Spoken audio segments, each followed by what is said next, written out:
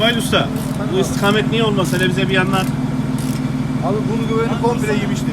göbeğini bir gösterir misin? Göbek bak. Bak abi. Bak. Göbeği komple yemiş. Yani nereye değişmesi lazım? Komple değişmesi lazım bu istikamet. O şekilde değişmesi lazım. Kaynak Seneler bak. Naftan yerlerini de yemiş. Bunu hiçbir şekilde yapamayız.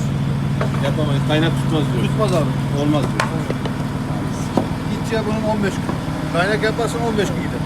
En fazla 15 gün. Yani. Sizde var mıdır çıkması falan filan? Onu soracağız Ahmet abi. Tamam.